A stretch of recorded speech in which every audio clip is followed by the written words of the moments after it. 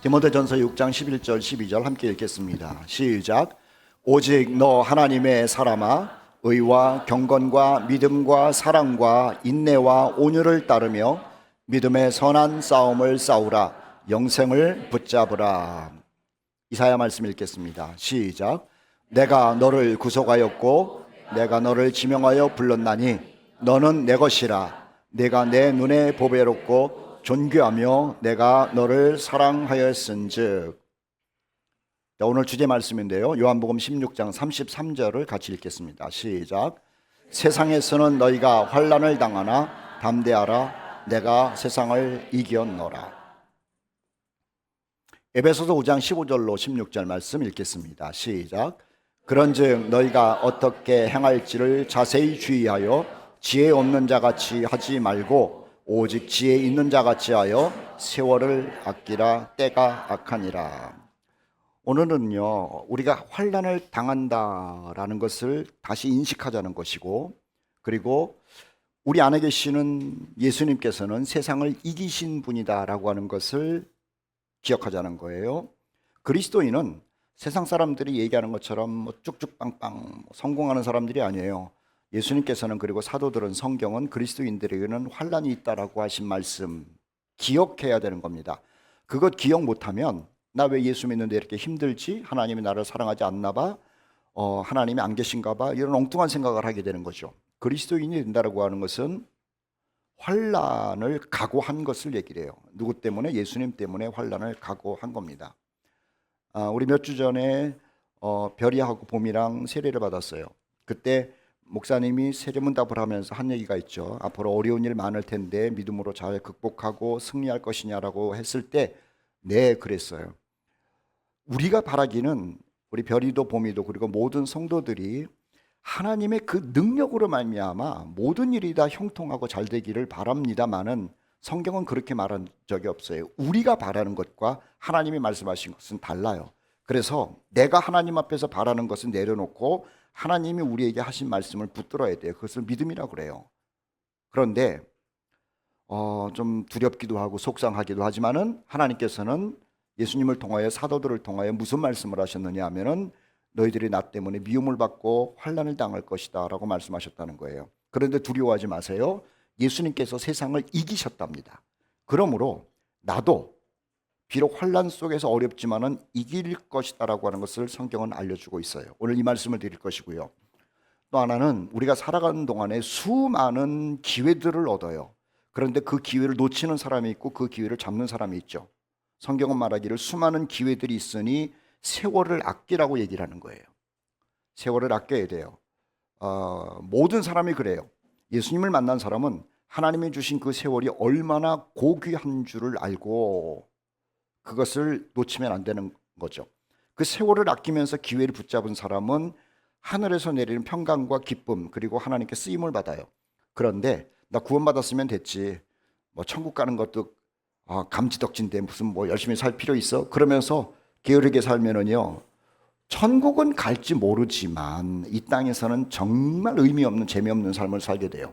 그런데 예수님을 만난 사람은요, 하나님의 말씀을 알잖아요. 이 순간순간 주어진 세월, 기회라는 것이 얼마나 값진 것인 줄을 알고요, 세월을 아끼더라고 하는 것이죠. 다시, 우리 별이랑 봄이 세례를 받은 지 얼마 안 돼요.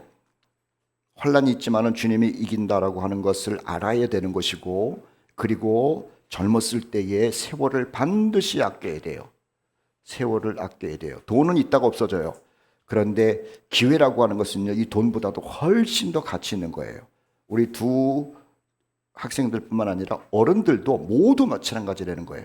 하나님은 똑같이 세월을 주셨어요.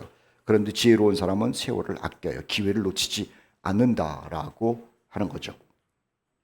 자, 오늘은요, 지난주에 드리려고 했던 말씀과 그리고 이번 주에 나누려고 한 말씀을 같이 여러분들에게 전하려고 그래요. 오버컴, 이긴다, 극복한다, 오퍼처니티, 기회를 가지고 산다라고 하는 말씀을 드리려고 그래요.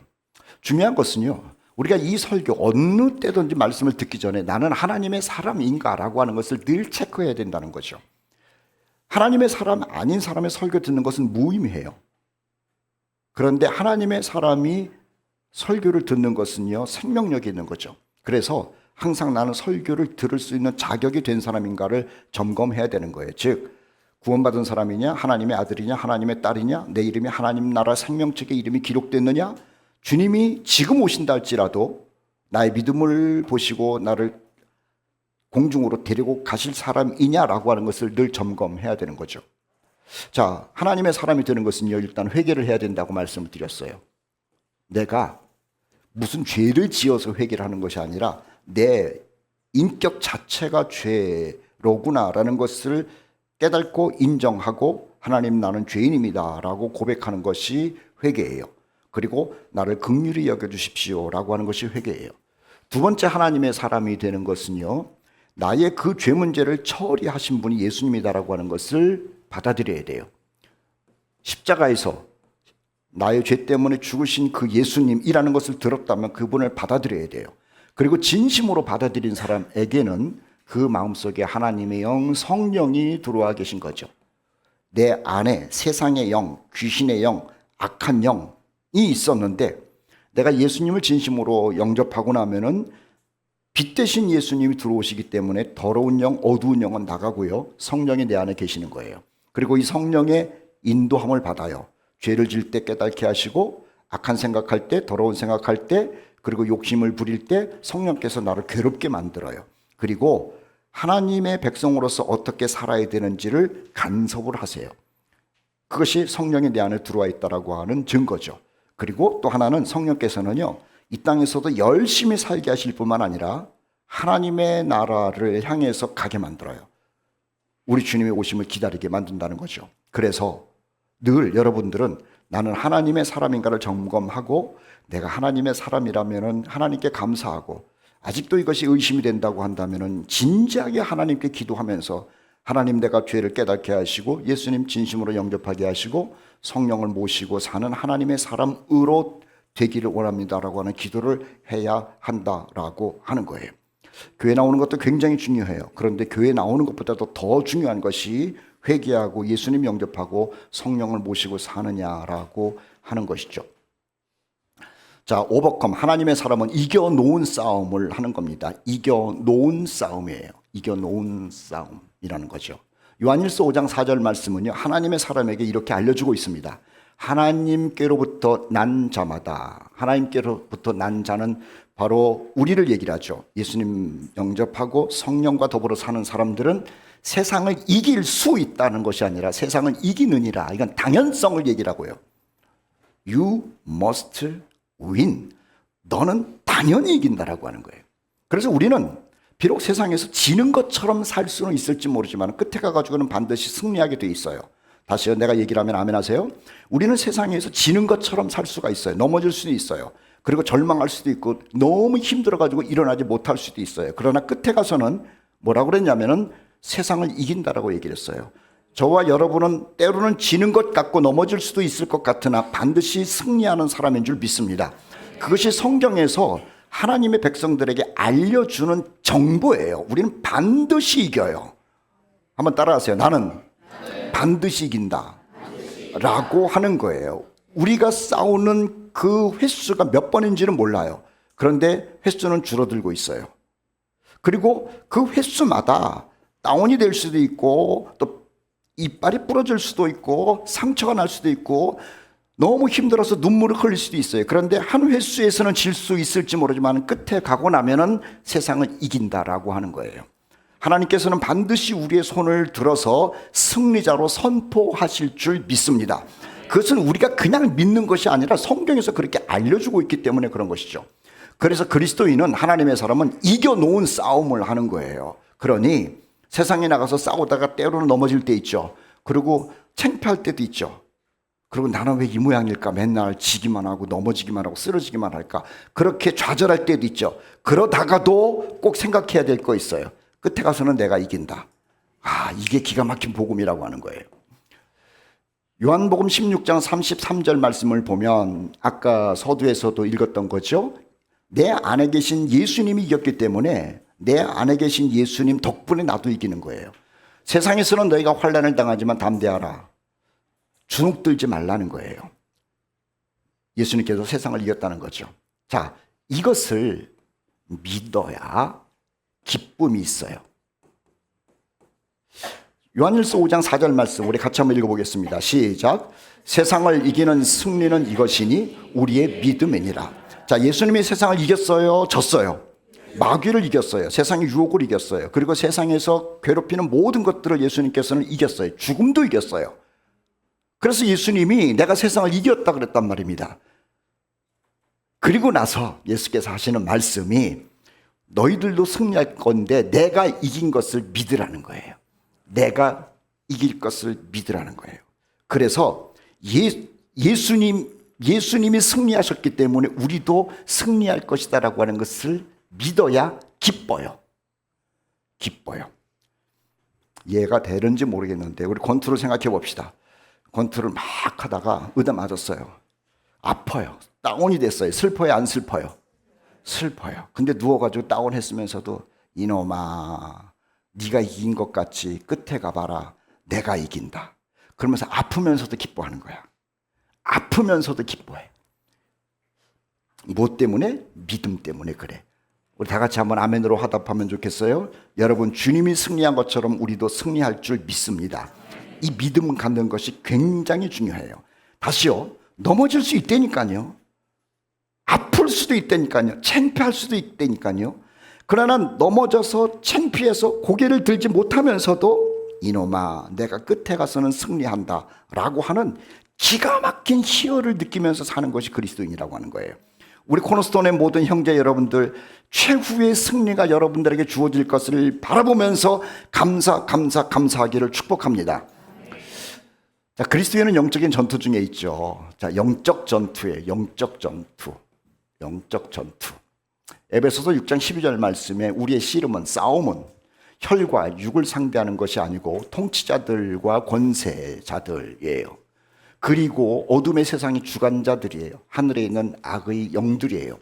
자, 이게 무슨 의미인 줄 아세요? 통치자들과 권세자들, 세상의 권력자들이에요. 정치인들. 권력자들은 우리를 예수 잘 믿도록 법을 만들지 않습니다. 우리가 하나님께 영광을 돌리도록 분위기를 만들지 않습니다. 저들은요, 예수 믿는 사람들을 통해 가지고 자신들의 정치적인 위상을 세우려고 그러고 표를 얻으려고 그러지, 예수 믿는 사람들을 도와줘서 하나님을 섬기고 십자가를 전하고 믿음으로 살도록 하는 게 아니에요. 그러므로 정치하는 사람들이 기독교에 대해서 무엇인가 좀 호의적이다라고 하는 것에 대해서 속으면 안 돼요. 저들의 궁극적인 목적은요, 기독교를 말살시키는 거죠. 지금의 정치도 그렇고 과거에도 그랬고 앞으로는 더 심할 거라고 하는 거예요. 그래서 우리는 정신 똑바로 차리고 있어야 돼요. 아, 저 사람이 교회는 안 다니는데도 기독교인들에게 호의적이네. 저 사람이 교회는 안 다니고 다른 종교를 갖고 있는데도 부활절날 교회를 갔대. 성탄절날 교회를 갔대. 그리고 교회를 가가지고 뭐 기독교인들을 위해서 좋은 정책을 피겠습니다라고 이야기를 했대. 절대로 속으면 안 돼요. 절대로 속으면 안 돼요. 아까 얘기했죠? 표를 위해서 그런 거예요. 종교를 이용해 먹는 거예요. 성경은 뭐랬냐면 통치자들과 권세자들과 우리는 싸우고 있어요. 싸우고. 그래서 정신 똑바로 차리지 않으면요, 언제 넘어질지 모른다는 거예요. 두 번째는요, 우리의 싸움은 권력자들과의 싸움일 뿐만 아니라 어둠의 세상 주관자들의 문화와의 싸움이에요. 드라마, 영화, 스포츠, 그리고 책들, 수많은 문화가 우리 가운데 있죠. 자, 세상에서 만들어지는 모든 드라마 속에, 그리고 영화 속에, 그리고 예술 작품 속에, 미술 속에, 음악 속에 하나님을 찬송하는 건 없어요. 저들은요, 창조주 하나님을 예배하는 우리를 방해하는 문화를 만들고, 저들은 예배하는 우리들로 하여금 하나님을 잊게 만드는 문화를 만들고, 성경에서 말한 것과는 배치된 문화를 만들지, 성경에 있는 대로 하나님을 예배하는 그런 문화를 만드는 세상은 아니라는 거예요. 지금뿐만 아니에요. 과거부터 그랬어요. 그래서 바울은 에베소 사람들에게 얘기하기를 어둠의 세상 주관자들 조심하라는 거예요. 깨어 있어야 돼요. 우리 젊은이들요, 뭐 노래 좋아하잖아요. 저도 좋아해요. 그런데 그 노래를 의미 없이 막 부르면 안 돼요. 세상 사람들은 그냥 그 곡이 좋고 또 멜로디가 좋고 흥이 높고 그래가지고 같이 흔들면서 춤을 추고 뭐 소리를 지를지 모르지만 그리스도인은 그런 게 아니에요. 정신을 똑바로 차려야 되는 거예요. 정신을 똑바로. 그래서 그 노래를 부르면서도 들으면서도 생각해야 되는 거죠. 이것이 하나님을 찬송하는 건지 아니면 하나님을 막는 건지, 무의식적으로 부르는데 노래가, 무의식적으로 보는 그 그림이, 무의식적으로 보는 드라마와 영화가 하나님을 등지게 하는 것이라고 한다면요, 뭐 볼 수는 있어요. 알아야 돼요. 아, 하나님을 거부하는 예술을 그리고 문화를 만들어 가고 있구나라는 것은 알아야 된다라고 하는 거예요. 우리가 이 세상을 살면서 영화 안 볼 수 없잖아요. 또 음악 안 들을 수가 없는 거예요. 미술 작품도 안 볼 수가 없는 거죠. 그런데도 불구하고 보기는 하는데 저것이 영적으로 어떤 일을 벌리고 있는지는 깨달아야 된다는 거죠. 그래서 성경은 말하기를 정신 똑바로 차리라고 그런 거예요. 세상 사람들에게 정신 똑바로 차리라고 그러는 게 아니에요. 그리스도인에게 정신 똑바로 차리라고 그런 거죠. 왜냐하면 우리는 그들과 씨름, 싸움을 하고 있기 때문에 그런 거예요. 그리고 또 하나는 하늘에 있는 악의 영들, 이건 귀신들을 얘기를 해요. 그리고 사탄을 얘기를 해요. 지금 우리는요, 치열한 영적 싸움 가운데 있는데 정치인들과 그리고 문화와 그리고 하늘에 있는 악한 영들, 이 악한 영은 우리보다도 훨씬 더 지혜로워요. 온 과학을 다 손에 쥐고 있어요. 합리적인 상식적인 것들을 다 쥐고 있어요. 우리는요, 이들과 싸울 수 있는 능력이 없어요. 능력이 없어요. 인정해야 돼요. 나는 이길 수 있다. 천만의 말씀. 어느 누구도 이길 수가 없어요. 그래서 우리가 주님께 기대야 되는 거예요. 나 자신은 말이에요, 이렇게 연약해요. 이렇게 연약하기 때문에 뚫으면은요, 금방 뚫려요. 이걸 안 뚫리겠어. 다 뚫려요. 그런데 예수 그리스도 되신 분에게 우리가 붙어 있으면 아무리 눌러도 찢겨지지 않는 거예요. 그래서 주님을 의지해야 통치자들과 권세자들 싸워서 이기고요, 어두움의 세상 주관자들과 싸워서 이기고요, 악한 영들과 싸움에서도 이길 수 있다는 거죠. 혼자는 절대 불가능해요. 우리의 의지가 얼마나 약한 줄 알잖아요. 여러분, 저와 여러분이 같이 만왕의 왕 되시는 우리 예수님을 든든히 의지하면서 승리하기를 축복합니다. 그래서 내가 세상을 이겼다라고 하신 그분께 붙어 있어야 된다는 거죠. 하루하루 살아가면서 혼자 걸어가면 안 돼요. 학교에서도 그렇고 직장에서도 그렇고 누굴 만날 때도 그렇고 생각을 할 때도 그렇고 혼자 걸어가면은요, 이 싸움의 대상들에게 우리 넘어져요. 그런데 우리의 왕 되시고 우리와 함께 하신다고 약속하신 그 주님과 함께 가면 이 무서운 존재들이 달려든다 할지라도 주님 때문에 우리도 같이 놀라운 승리를 경험하게 될 줄 믿습니다.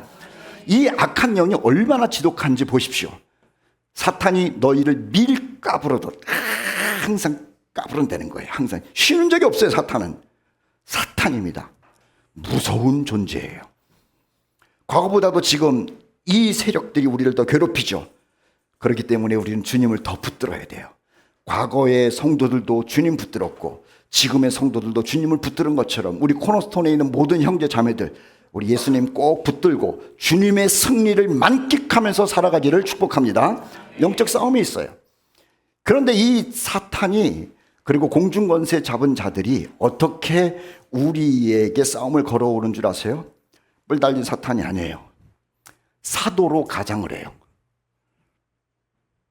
대단한 종교인으로 만든다는 거예요. 그래가지고 저 목사님 이렇게 만들어요. 저렇게 훌륭한, 뭐 그냥 옷도 보니까 정말 무슨 하나님이 계신 것 같은 그런 옷을 입게 만들어요. 사도를, 그리스도의 사라고 가장을 해요. 가장. 또 하나는 천사로 가장을 해요. 그리고 상당히 좋은 일꾼인 것처럼 가장을 해요. 굉장히 많은 기부를 하고 아프리카 사람들 사진을 찍어주면서 그 다음에 빼짝 마른 아이들을 끌어안고 그러면서 나는 선행을 한다라고 하는 그런 일로 가장을 한다니까요. 다 넘어가는 거예요. 그 울고 불고 얼마나 불쌍해. 영적인 싸움을 하는 우리들은요, 다시요, 정신을 똑바로 차려야 돼요. 권력자들, 문화, 그리고 사탄이 뒤에서 하는 일들 말이에요. 우리는 세상에 살면서 경쟁을 안 할 수가 없잖아요. 그리고 비교를 하잖아요. 그 비교하는 인간의 심리를 이용해 가지고요. 그리고 인간의 본성을 의지해 가지고 사탄이 하는 일이 뭔지 아세요? 육신의 정욕, 안목의 정욕, 이생의 자랑 이런 것들을 추구하게 한다는 거예요. 우리는 뭐를 추구해야 되는 줄 아세요? 하나님의 영광을 추구해야 되는 거예요. 그런데 세상은 육신의 정욕, 쾌락을, 안목의 정욕, 내가 얼마나 멋있는가. 남자들은 맨날 그냥 뭐 이거 하고, 또 여자들은 뭐 그냥 얼굴도 뜯어 고치고 뭐 그냥 밥을 안 먹으면서 날씬해지려고 그러고 별 난리를 다 치잖아요. 이생의 자랑, 명예에 남기는 거예요. 내가 한 평생을 살면서 그래도 우리 집안에 장관 하나 있어야 되고 국회의원 하나 있어야 되고 아니면은 CEO라는 소리도 들어야 되고. 우리는요 이런 것을 추구하고 나면은 전부 암울 가운데 빠져요. 열등 가운데 빠져요. 지쳐요. 그리고 인생 이번 생에는 희망이 없다고 그러는 거예요. 그런데 이것을 내려놓고 하나님의 영광을 위해서 한번 살아보십시오. 하나님의 영광을 위해서 계획하세요. 우리 청년들 하나님의 영광을 위해서 미래를 꿈꿔보세요. 학생들 하나님의 영광을 위해서 공부해 보시라고. 어른들도 사업을 하고 직장생활하면서도 하나님의 영광을 위한 것이다라고 생각해 보세요. 인생은 열등감이 없어져요. 그리고 기뻐요. 그리고 성령의 역사로 말미암아 세상에서 말하는 행복이 넘치는 거예요. 세상 사람들이 모르는 그 행복 말이에요. 마귀는요 우리에게 기쁨을 주는 것과 같은 아이템을 갖다 줍니다만 마귀가 갖다 주는 아이템은요 우리를 절망으로 만들어요. 그런데 하나님을 바라보는 그것은요 생각도 못한 기쁨과 평강을 가져다 준다라고 하는 것이죠. 우리의 싸움은 영적 싸움이에요. 자, 우리는 그 승리를 어떻게 즐기는 줄 아세요? 하나님의 말씀을 가지고 즐기는 거예요. 다시요. 우리는 이겨놓은 싸움을 해요. 그런데 이겨놓은 그 싸움이지만 순간순간 또 이겨야 될 것 아니에요. 아까 얘기했어요. 순간은 질 수가 있다고. 그런데 얻어맞아가지고 누워있으면서 아프다. 그런데 최후의 승리다. 이것도 대단한 믿음이에요. 그러나 매 순간순간마다 라운드마다 쓰러지지 않고 얻어맞지 않고 승리한다면 이것은 더 기쁜 거죠. 그래서 그 매 순간마다의 승리를 무엇으로 누리느냐? 하나님의 말씀이에요. 하나님의 말씀이라고 하는 것은 그리스도인들이 마귀와 세상을 공격할 수 있는 유일한 공격용 무기라는 거죠. 그래서 에베소서 6장 17절 말씀에 성령의 검, 성령의 검이 뭐야? 하나님의 말씀이라는 거예요. 우리가 가지고 있는 성경 말이에요. 그래서 이 성경 말씀을 묵상하고 읽고 생각하고 붙들고 암송할 수 있으면 암송하고, 저처럼 이렇게 암기력이 없어가지고 괴로운 사람들은 그냥 읽기라도 하라는 거라. 사랑하는 성도 여러분, 하나님의 말씀이 여러분 가운데 충만함으로 말미암아 세상 속의 싸움에서 말씀으로 이기는 여러분 되기를 축복합니다. 말씀이 없으면은요 우리는 싸울 무기가 없는 거예요. 아이고 뭐 훌륭한 뭐 미국의 워싱턴 대통령이 얘기를 했대. 우리나라 과거에 무슨 뭐 이황이 얘기를 했대. 그것 가지고 세상을 이기는 게 아니에요. 우리가 세상을 이길 수 있는 것은 하나님의 말씀뿐이라. 우리 어린아이로부터 장년에 이르기까지 하나님의 말씀에 완전히 붙잡혀 있기를 축복합니다. 성결아, 하나님의 말씀으로 학교에서 이겨야 돼. 그게 네가 세상을 이길 수 있는 유일한 방법이야. 그 능력이 너의 인생을 완전히 바꿔버릴 거야. 하나님의 말씀이 무기예요. 마태복음 4장 말씀에 보면은 예수님께서 마귀에게 시험을 당해요. 40일 금식한 다음에. 얼마나 배가 고팠겠습니까? 사탄이 찾아와가지고 이 돌만 봐도 빵이면 좋겠다라는 생각을 안 하겠어요? 그래서 이 돌을 가지고 네가 떡을 만들어서 먹어라. 예수께서 하시는 말씀이 기록되었으되 사람이 떡으로 사는 것이 아니라 하나님의 말씀으로 산다는 얘기를 해요. 그래서 마귀가 도망을 가요. 도망갔던 마귀가 다시 찾아와가지고 예수님을 성전 꼭대기로 데려가는 거예요. 높은 꼭대기로. 야 예수야, 네가 하나님의 아들이라며. 그렇다. 뛰어내려서 증명해 보라는 거예요. 네가 뛰어내리면은 천사가 나타나가지고 사뿐히 너를 받을 것 아니냐. 그러면 사람들이 보고 야 너 진짜 하나님의 아들이네? 라고 말할 테니까 뛰어내리라고 테스트를 하는 거예요. 예수께서 뭐라 그러는지 아세요? 기록되었으되. 자, 돌을 떡으로 만들 때도 기록되었으되. 이게 뭐냐면 성경에 이 말이에요. 이때도 뭐랬냐면 기록되었으되 하나님을 시험하지 말라 그랬다. 하나님의 말씀이 들리니까 마귀가 도망갔대요. 다시 마귀가 왔대요. 그러고 나서 산으로 데리고 갔대요. 예수님을 산으로 높은 데 데리고 가가지고 온 천하 만물을 보인 거예요. 그리고 나서 네가 나한테 절 한 번만 하면은 이 모든 것을 너에게 주겠다라고 얘기를 한 거예요. 네가 나에게 절 한 번만 하면, 네가 나에게 절 한 번만 하면, 예배 한 번만 하면, 나를 신으로 인정만 한다면, 그때 예수님이 하신 말씀이 똑같아요. 기록되었으되 주 너의 하나님만을 섬기라고 그랬지 않느냐. 하나님의 말씀으로 얘기했어요. 사탄이 또 도망갔대요. 여러분, 우리는 세상에서 우리에게 찾아오는 수많은 이야기들과 공격할 때요, 어떻게 이길까 고민하지 마세요. 그냥 하나님의 말씀을 얘기를 하면 돼요. 왜냐하면 하나님의 말씀은 놀라운 검이고 공격하는 무기이기 때문에 그래요. 다시 한번 여러분들에게 얘기할 때 우리 그런 마음을 가지고 아멘하세요. 세상은 무섭습니다. 우리는 싸움 중입니다. 그 싸움은 끊임없이 계속 화살처럼 날라오고 있습니다. 그러나 그때마다 하나님의 말씀으로 이기는 여러분 되기를 주님의 이름으로 축복합니다. 자, 시편 119편 9절. 청년이 무엇으로 그의 행실을 깨끗하게 하리이까? 사탄이 우리의 행실을 죄짓게 만들잖아요. 어떻게 이기는 줄 아세요? 주의 말씀을 지킨다는 거예요. 시편 119편 11절. 내가 주께 범죄하지 않으려고 의지를 굳게 했습니다. 그게 아니죠. 친구를 잘 사귀었습니다. 그게 아니에요. 내가 범죄하지 않기 위하여 선행을 적극적으로 했습니다. 그것도 아니에요. 물론 그런 것도 도움이 될 수 있습니다만은 범죄하지 않기 위해서는 하나님의 말씀을 마음에 두었다라는 거예요. 학교에서도 마찬가지고 직장에서도 마찬가지고 누구를 만날 때도 마찬가지고 세상은요 이리 때처럼 우리에게 달려들어요. 우리를 넘어뜨리려고 하는 게 세상의 목적이에요. 우리로 하여금 하나님의 영광을 위해서 살고 잘 되도록 하는 것이 세상의 목적이 아니에요. 우리를 넘어뜨리는 거라니까. 그러면 어떻게 안 넘어지느냐? 하나님의 말씀 가지고 싸우는 방법뿐이 없는 거라. 그래서 성경은 얘기라는 거예요. 내가 주께 범죄하지 않는 방법은 하나님의 말씀을 마음에 두는 방법뿐이 없었다라고 간증을 하고 있는 거죠. 시편 기자의 간증뿐만 아니라 저의 간증이 되고 여러분의 간증이 되어야 되는 거예요. 마지막 시대에 우리 주 예수 그리스도께서 공중에 계시다가 성도들과 더불어 이 땅에 내려오신다고 그랬죠. 그리고 아마겟돈 전쟁을 일으키신다고 그랬어요. 우리 요한계시록 때 공부했어요. 그러면 예수님이 우리와 더불어서 백마 타고 내려오셔서 적그리스도와 거짓 선지자들 그리고 저들을 따르는 악의 무리들을 무엇으로 이기느냐? 칼이 아니에요. 무슨 핵폭탄이 아니에요. 입에서 예리한 검이 나온대요. 그게 말씀이에요. 하나님의 말씀으로 세상을 심판하시고 하나님의 말씀으로 세상을 이기신다는 것 아닙니까? 이 말씀은요 검이야. 검. 승리를 갖고 오는 검이라는 거죠. 영적 싸움 중에 있는 우리들 어떻게 순간순간 이기느냐? 하나님의 말씀 이외에는 없는 거예요. 또 하나는요, 어떻게 우리가 순간순간 승리를 만끽하는 줄 아세요? 예배와 기도 안에 승리가 있어요. 예배, 기도.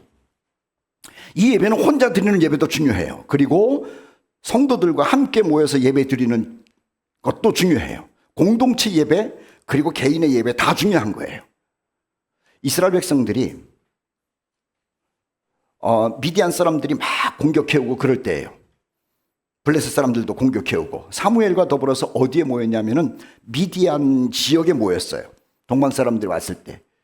그런데 저들이 수십만 명이 와가서 칼로 이스라엘 사람들을 공격할 때 사무엘이 한 일이 뭐냐면은 번제를 드렸대요.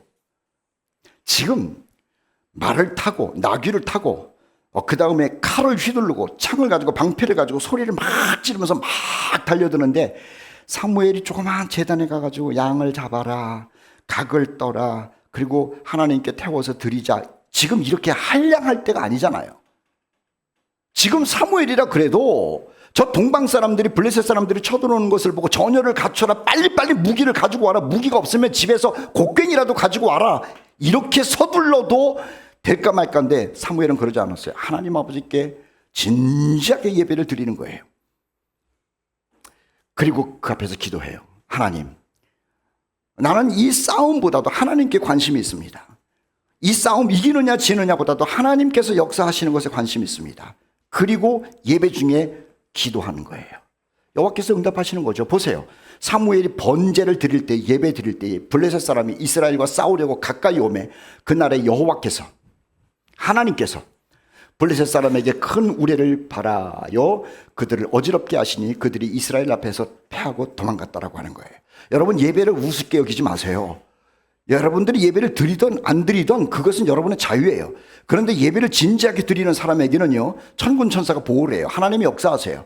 그런데 예배를 우습게 여기는 사람은 인생을 살아가면서 혼자 살아가야 된다는 거예요. 예배를 드리지 않았으면요, 군인들은 전쟁을 해야 돼요. 그런데 예배를 드림으로 말미암아 군인들은 전쟁을 안 해도 돼요. 왜냐하면 하나님께서 이 전쟁을 이끌고 가셨기 때문에 그런 거죠. 출애굽기 17장 11절 말씀이에요. 이스라엘 사람들이 애굽에서 나와가지고 가나안을 가고 있는 도중에 아말렉 사람들이 쳐들어왔어요. 여러분, 이스라엘 사람들은 400년 동안 노예 생활을 했기 때문에 싸울 줄 몰라요. 그냥 벽돌만 만들 줄 아는 거예요. 이런 노예들에게 아말렉 정예 군인이 쳐들어와가지고 전부 죽이려고 그러고, 그리고 애굽에서 가지고 나온 짐승과 금, 은 등등을 다 뺏으려고 그러는 거예요. 큰일 난 것 아닙니까? 그런데 모세가 뭐 했냐면 산에 올라가서 손을 들고 기도했대요. 하나님, 우리는 노예 출신입니다. 전쟁을 해본 적도 없고 군사훈련 받은 적도 없습니다. 무기도 없습니다. 저들이 와서 공격한다면 그냥 다 죽을 수밖에 없습니다. 하나님, 우리 살려주세요. 이게 손든 게 기도예요. 그랬더구만 손을 들면 이스라엘이 이기고 손을 내리면 이스라엘이 졌대요. 근데 이 노인네 80된 할아버지가 손을 들고 기도하는 게 얼마나 힘들어. 나도 힘든데 그 양반은 더 힘들었을 거야. 쭉쭉쭉쭉쭉쭉 내려오는 거야. 그 전쟁을 지는 거야. 그때 아론과 훌이, 모세의 형과 가족이죠, 양쪽에 와가지고요, 돌멩이를 올려놓고 자기는 거기 올려놓고 모세의 손을 잡아줬어. 모세여, 손 내리지 마시오. 끝까지 기도하시오. 아론과 훌이 한 사람은 이쪽에서 한 사람은 저쪽에서 모세의 손을 붙들어 올렸더니 그 손이 해가 지도록 내려오지 아니한지라 여호수아가 칼날로 아말렉과 그 백성을 쳐서 물리쳤다라고 하는 거라. 여러분, 세상에서 승리하고 싶으면, 승리를 만끽하고 싶으면, 순간순간 그 기쁨을 누리고 싶으면 예배 드리셔야 돼. 그리고 기도하셔야 돼. 우리 코너스톤에 있는 모든 형제 여러분들, 예수님 때문에 최후의 승리는 분명히 있어요. 그러나 최후에 가가지고 피투성이가 되고 다 부러진 상태로 승리, 이게 아니라 그때의 영광스러운 승리를 위하여 오늘 순간순간 승리하는 여러분 되기를 축복합니다. 아멘. 크게 하셔야 돼. 말씀으로 그 승리를 즐깁시다. 예배와 기도로 그 승리를 즐깁시다. 그것이 우리에게 가르쳐 주신 주님의 말씀이라고 하는 거예요. 또 하나는 사명에 집중할 때 승리해요. 사명. 여러분과 저에게 맡겨진 사명이 있어요. 이건 무슨 얘기냐면은, 이스라엘 백성들이 페르시아의 포로로 70년 동안 잡혀 있다가 다시 예루살렘으로 돌아왔어요. 돌아왔을 때 느헤미야라고 하는 사람이, 예루살렘에 돌아오고 나니까 자기들이 사는 성이 다 무너져 있었잖아요. 그래서 그 성을 다시 쌓는 일을 하는 거야. 쌓는 일. 근데 쌓는 일을 하는데 요놈이 방해를 하는 거야. 지금 우리가 포로로 살다가 돌아와가지고 살 성을 쌓는데 산발렉과 게셈이 방해를 하는 거야.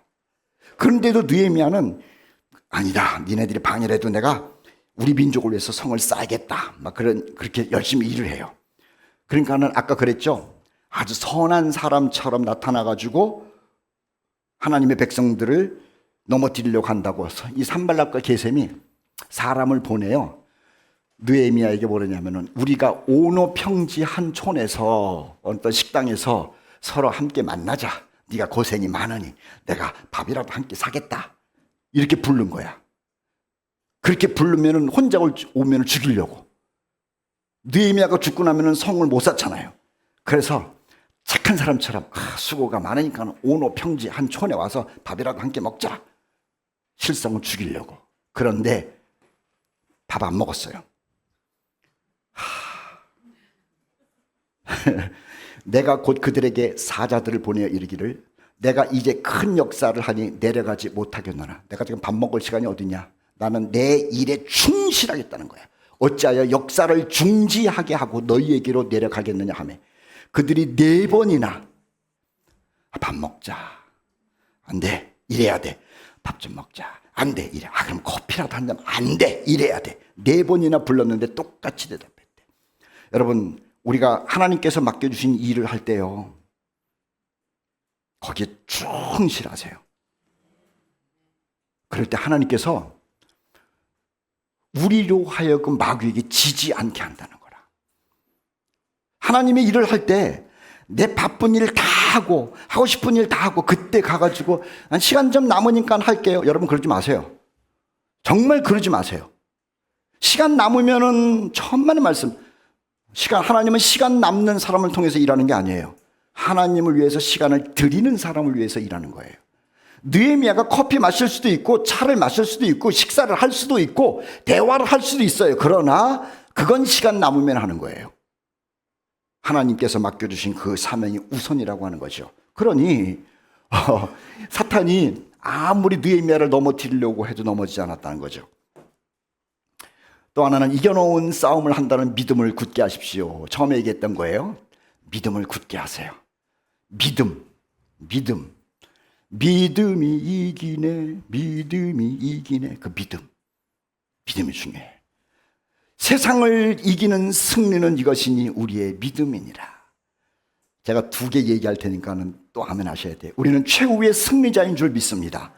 그러나 말씀과 예배와 기도와 그리고 사명 감당함으로 인하여 순간순간도 사탄의 공격 가운데 승리하는 여러분 되시기를 주님의 이름으로 축복합니다. 자, 또 하나, 이건 아까 했던 거야. 이거 넘어갈게요. 요거는 읽어야 돼. 같이 읽어봐요. 시작. 또 여호와의 구원하심이 칼과 창에 있지 아니함을 이 무리에게 알게 하리라. 전쟁은 여호와께 속한 것인즉 그가 우리를 손에 넘기시리라. 이게 누구냐면은 다윗과 골리앗의 싸움이거든. 골리앗 크죠. 정말 세상 무서워요. 그런데 세상 사람들은 골리앗과 싸울 때 혼자 싸우는 거지. 무기로, 등치로, 실력으로. 다윗은요, 골리앗과 싸울 때 하나님 백 믿고 싸우는 거예요. 우리 코너스톤에 있는 형제들, 세상이 어마어마하게 무섭다 할지라도 혼자 싸우지 마시고 하나님과 함께 전쟁의 감으로 인하여 하나님이 여러분에게 승리를 주는 것을 경험하는 여러분 되기를 축복합니다. 요거 넘어가고요. 이 말은 기가 막힌 말씀이라 제가 읽을 테니까 생각하세요. 보라, 내게 노하던 자들이 수치와 욕을 당할 것이요 너와 다투는 자들이 아무것도 아닌 것 같이 될 것이며 멸망할 것이라. 네가 찾아도 너와 싸우던 자들을 만나지 못할 것이요 너를 치는 자들은 아무것도 아닌 것 같고 허무한 것 같이 되리라. 어떻게 아무도 아멘을 안 해? 밑에 이는 나 여호와 너의 하나님이 내 오른손을 붙들고 내게 이르기를 두려워하지 말라. 내가 너를 도우리라 할 것임이라. 여러분, 십자가에서의 승리, 죽음에서 부활로 승리하신 그 예수님께서 우리 삶 가운데 같이 하심으로 인하여 원수를 물러가게 하고 우리와 함께 하심으로 우리를 도우심으로 우리에게 승리를 주실 줄 믿습니다. 그것이 우리가 살아가는 모습, 그리스도인의 모습이라고 하는 거예요. 5%. 하나님의 사람은 기회를 놓치지 않아요. 보라, 내가 오늘 생명과 복과 사망과 화를 내 앞에 두었다. 그런데요, 그리스도인은 말입니다. 일단은 이 기회를 잡은 사람이에요. 붙잡은 사람이야. 하나님의 사람은 어떤 사람이냐면은 기회를 일단 붙잡은 사람이야. 놓치지 않은 사람이야. 어떤 기회를 붙잡았는지 아세요? 생명의 기회를 붙잡은 사람이에요. 복의 기회를 붙잡은 사람이에요. 천국 갈 기회를 붙잡은 사람이야. 다시 이거 아멘 해도 돼? 여러분들과 저는 기회를 일단은 붙잡았어. 자, 구원의 기회를 붙잡은 줄 믿습니다. 천국 갈 기회를 붙잡은 줄 믿습니다. 생명의 기회를 붙잡은 줄 믿습니다. 고린도후서 6장 2절에 그러잖아요. 보라, 지금은 은혜 받을 만한 때요, 기회요, 지금은 구원의 날이로다. 그런데 우리에게 구원의 복음이 전달되었을 때 우리는 그 기회를 놓치지 않았어요. 그래요, 내가 예수님 믿습니다. 그래서 우리는 구원 받은 거야. 성경 공부할 때도 이 성경 공부 그래, 이 성경 공부 기회 내가 놓치지 않습니다. 그래서 은혜 받는 기회를 우리가 붙잡는 거야. 그래서 여러분들은 축하할 만한 거예요. 정말 축하할 만해. 잘 붙드셨어. 그런데 어떤 사람은요, 그 기회가 있는데도 그 기회를 밀어낸 사람이 있어요. 벨릭스라고 하는 총독인데 말이에요. 이 벨릭스가 사도 바울을 불렀어. 이 사도 바울이 얼마나 대단합니까? 사도 바울이 대단해요? 제가 대단해요? 괜찮아요. 사도 바울은 보통 분이 아니잖아. 이 보통 분이 아닌 분을 벨릭스가 만났어. 그래가지고 자기 아내와 더불어서 바울을 불러서 그리스도에 대해서 들었어. 저한테 들은 게 아니라니까. 바울을 직접 자기가 불렀어. 그리고 들었어. 근데 벨릭스가 선택을 안 해. 지금은 가라. 내가 너를 틈이 있으면 부를 것이다. 그런데 바울이 기다리고 있는데요. 벨릭스가 어떻게 됐는 줄 아세요? 로마 황제에 의해서 다른 곳으로 전출을 가요. 바울은 기다리고 있는데 언제 부를까? 그런데 자기가 전출 갈 줄 누가 알았어?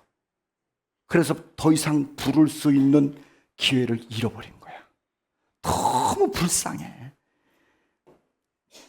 성경에 룻기 나오잖아요. 나옴이라고 하는 하나님의 딸을 오르바라고 하는 여자하고 룻이라고 하는 여자가 같이 만나요. 그래서 나오미에게 오르바도 하나님에 대해서 얘기 듣고 룻도 하나님에 대해서 들은 거예요. 오르바도 은혜를 받아요. 룻도 은혜를 받아요. 그런데 결정적인 순간이 생긴 거예요.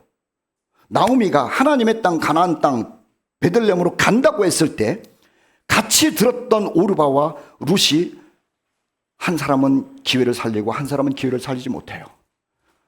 그들이 소리를 높여 결정적인 순간에 오르바는 그의 시어머니에게 입맞추고 자기 고향으로 가요. 구원의 기회 잃어버리고요. 은혜 받을 기회 잃어버리고요. 축복받을 기회, 생명의 기회 다 잃어버렸어.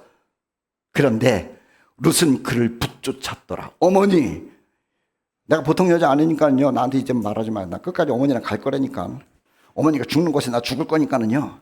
그래도 가. 아니야. 어머니, 더 이상 얘기하지 말라고. 야, 멋있어. 이 여자가 어떻게 됐다고 기회를 살렸더니 오퍼처니티 기회를 살렸어요. 우리처럼 구원의 그 기회를 살렸어. 예수님의 조상이 돼. 그 전에 다윗 왕의 조상이 돼. 룻은 유대인이 아니에요. 이방 여자라고. 이방 여자야. 그런데 이 여자가 나오미로부터 들은 그 복음을 듣고 나서 결정적인 순간에 그 믿음을 따라가. 우리 식으로 얘기를 하면 룻은요, 모태신앙도 아닌 거예요. 어려서부터 교회 다닌 사람도 아니에요. 또 기독교에 대해서 잘 아는 사람도 아니에요.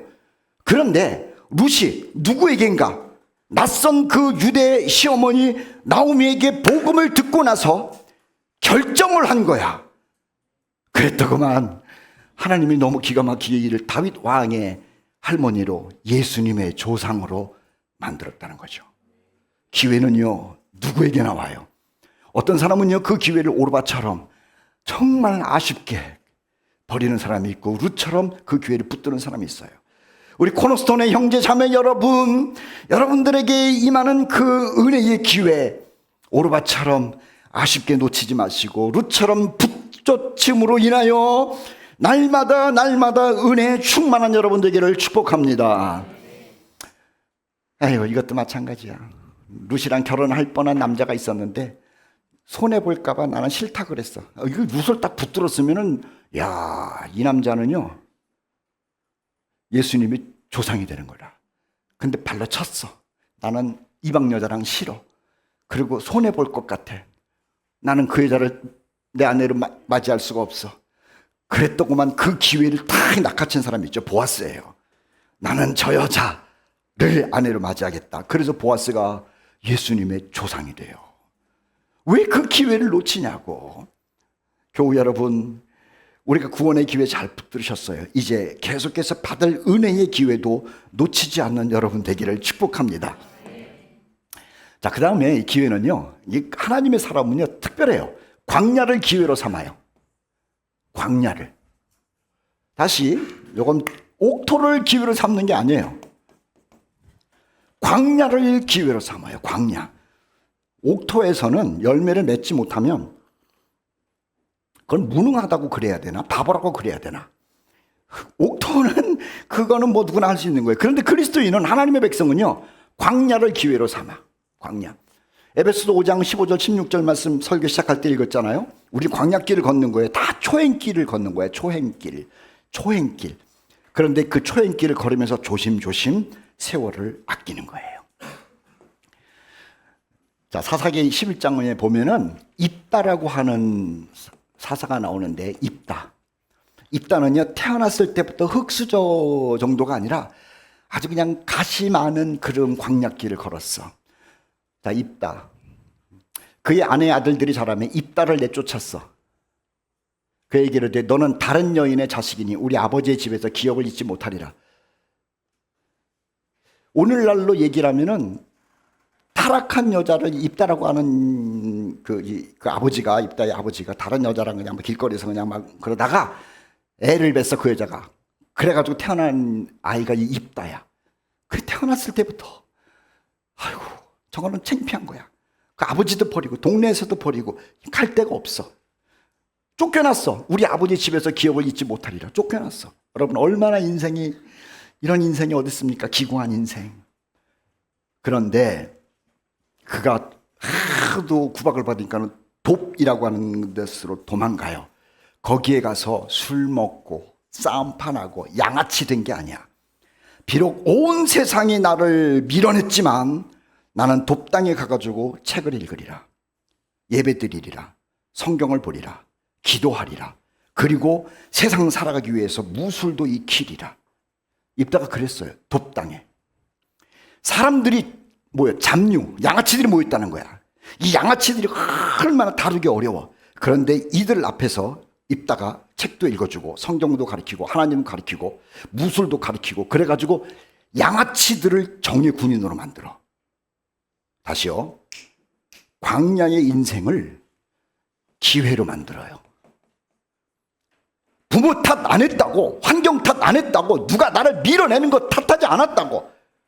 그래, 내가 탓한다고 해서 그 인생 내 운명이 바뀌는 것도 아니다. 그런다 할지라도 나는 거기에 신경 쓰지 않고 내가 할 도리를 하겠다는 거야. 나는 세월을 아끼겠다는 거야. 그게 입다했어. 암몬 자손이 쳐들어왔을 때 말이에요, 준비된 사람이 딱 하나 있었는데 그게 당신들이 쫓아냈던 입다였어. 그래서 장로들이 입다에게 와서 말하기를 우리의 장관이 돼 주십시오. 얼마나 멋있어. 여러분 환경 탓하지 마세요. 진짜로 부모 탓하지 마시라고. 그리고 나는 흙수저로 태어나가지고 인생 이렇게 살다가 끝나게 했지. 천만의 말씀. 여러분들은 그런 인생이 아니라 하나님의 존귀한 아들 딸을 됐다는 것 아시죠? 다시, 여러분들은 하나님의 존귀한 아들 딸이 됐다는 것 아시죠? 흙수저도 아니고 광야를 걷는 것도 아니야. 비록 광야처럼 보인다 할지라도 그 광야를 기회로 삼아서 전쟁 났을 때, 위급할 때 당신이 필요합니다라고 부름받은 입다처럼 우리는 서 있어야 되지 않겠느냐라고 하는 거예요. 그것이 하나님의 사람들이 살아가는 모습이라고 하는 거예요. 창세기 41장에 보면은 요셉이라고 하는 사람 나오잖아요. 요셉.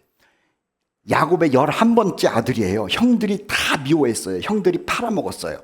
애굽으로 가가지고 노예가 돼요. 말 안 통하니까는 무지무지 얻어맞아요. 억울하게 사는 거예요. 그런데 요셉이 거기에 가가지고요, 그 광야, 아무도 없는 그 외로운 곳, 그리고 내일 어떻게 될지도 모르는데 내일 죽는다 할지라도 철저하게 자기 관리를 잘해요. 광야를 기회로 삼는 거예요. 그랬더구만 위기가 닥쳤을 때 바로왕이 불러요. 그리고 하는 얘기가 뭔지 아세요? 너와 같이 명철하고 지혜 있는 자가 없도다. 집에서 쫓겨나가지고 애굽에 가서 13년을 살았는데 13년 동안 흥청망청 산 게 아니라는 거다. 13년의 광야를 가면서 아침에 일찍 일어나고 언어를 배울 것 같으면 악자까지 듣고 배우고 책을 읽어야 되면 책을 읽고 기도할 때는 기도하고 13년을 그렇게 살았더니 너와 같이 명철하고 지혜 있는 자가 없도다. 우리 청년들, 학생들, 세월을 아끼시라고. 우리는 흥청망청 살 사람이 아니야. 하나님의 존귀한 자들이야. 요셉처럼, 다윗처럼 존귀한 사람이라고. 이 존귀한 신분이 된 우리들, 광야의 길을 걸어갈 때에 세상 탓하지 말고, 세상 보면서 힘들어하지 말고 그냥 우직하게 가보세요. 때가 이르면 바로가 요셉을 불렀던 것처럼, 이스라엘 사람들이 입다를 불렀던 것처럼 하나님께서 여러분을 멋지게 사용할 줄 믿습니다. 광야는요, 이건 보석을 만들어내는 곳이다라고 하는 거예요. 다니엘도 마찬가지고 자, 마지막으로 기회는, 하나님의 사람은요, 이 광야가 기회인 줄 알고 불평하지 않아요. 억울해하지 않아요. 다윗이 너무 억울한 거야. 다윗은 사울 왕이 정신이 좀 이상했을 때 가서 수금을 탄 죄뿐이 없어. 그리고 블레셋이 쳐들어왔을 때 골리앗을 이김으로 나라를 구한 것뿐이 없어. 이게 죄가 아니잖아. 그런데 사울이 이 다윗을 그렇게 미워해. 군인을 보내가지고 체포령을 내리질 않나, 단창을 던져가지고 죽이려고 그러지를 않나. 억울해. 정말 다윗의 인생은 억울함 자체야. 그런데 그렇게 원통하고 억울하고 화나고 두렵고 그런 다윗에게 하나님이 하신 말씀, 악을 행하는 자들 때문에 불평하지 말라. 너는 광야에서 훈련받고 있다는 거야. 여호와를 의리하고 선을 행하라. 땅에 머무는 동안 그의 성실을 그냥 성실히 착실하게 살아라. 누가 활을 던지면은 억울해서 내가 저놈 죽일 거야 그러지 말고, 활이 날라오면은 피하라는 거야. 누가 나를 짓밟으려고 그러면은 그 짓밟는 사람 내가 너 살아나가지고 죽일 거야 막 분해하지 말고 짓밟히면서 맷집을 키우려는 거예요. 광야에 수많은 가시들이 있어요. 뱀들도 있어요. 웅덩이도 있어요. 예측하지 못할 것들이 많아요. 나는 왜 이런 광야를 걸어가느냐가 아니에요. 광야를 그렇게 벌을 피해서, 뱀을 피해서, 가시를 피해서 가다가 보면은요, 몸이 날렵해지는 것이고요, 순간순간 대처하는 능력이 생기는 거예요. 그래서 광야길을 가는 동안에 기회를 삼을지언정 불평하거나 억울해하지 말라는 거라. 우리 코너스테에 있는 모든 형제자매 여러분, 우리는 주님에 대한 복음을 들었을 때 그 기회를 살렸어요. 은혜 기회도 살리세요. 그리고 광야를 걸어가면서요, 광야를 훈련 터전으로 만드는 능력을 소유하자는 거라. 그리고 불평 원망하지 말자는 거예요. 억울해할 필요 없어요. 창세기 45장에 형들을 만난 총리 요셉이 하는 이 말은 너무 유명해서 내가 하는 거야. 총리가 됐잖아. 그런데 곡식을 사러 형들이 온 거야. 나를 22년 전에 팔아먹은 그 못된 놈 새끼들이 온 거야. 여봐라, 하나님께서 내 원수를 갚으셨으려고 지금 이것들을 보냈으니 당장 감옥에다가 쳐넣고 그냥 머리털을 다 뽑고 그냥 불에 태우고 던지기. 하나님께서 나에게 승리를 주셨다. 그러지 않았어. 요셉은 비록 큰 광야, 정말 힘든 광야를 22년 동안 걸었지만 불평도 원망도 하지 않았어. 형들을 봤을 때 내가 너무 힘들었습니다 그 말도 안 해. 다 잊었어. 멋있어. 그리고 하는 얘기가, 당신들이 나를 이곳에 팔았다고 해서 근심하지 마소서, 한탄하지 마소서. 하나님이 생명을 구원하시려고 나를 당신들보다 먼저 보내셨나이다. 하나님이 큰 구원으로 당신들의 생명을 보존하고 당신들의 후손을 세상에 두시려고 나를 당신들보다 먼저 보내셨나니, 그런즉 나를 이리로 보낸 이는 당신들이 아니요 하나님이시라. 멋있잖아. 하나님의 백성들이 살아가는 모습이 이런 거예요. 하나님의 사람들이여, 믿음과 말씀과 기도로 주께서 이겨놓은 승리를 누립시다. 광야의 인생을 다가오는 미래의 영광을 위한 기회로 삼읍시다. 그리고 광야의 삶을 불평도 억울해하지도 맙시다. 그것이 우리 코너스톤 형제들의 삶이 되기를 예수님의 이름으로 축복합니다. 찬송합시다. 선한 능력.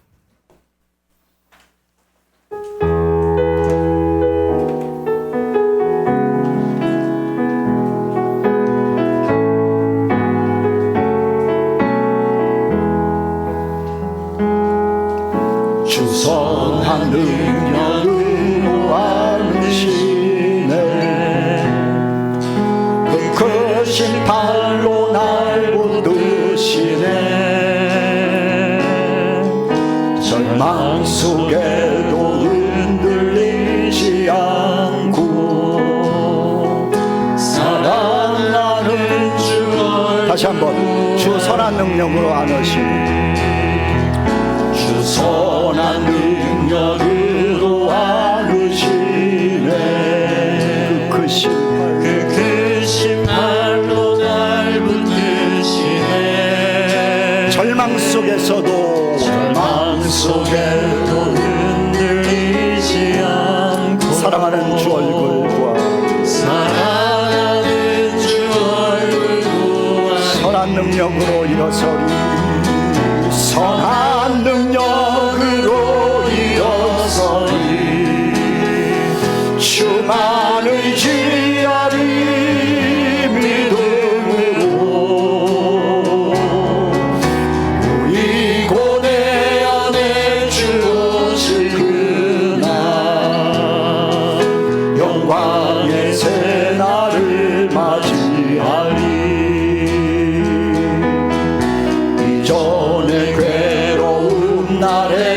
둘러싸고 고난의 길을 고난의 길을 걷는 나의 주님께 모두 맡긴 우리 영혼 주님께 모두 맡긴 우리 영혼 끝내 승리의 날을 끝내 승리의 날 다시 한번 끝내 승리의 날을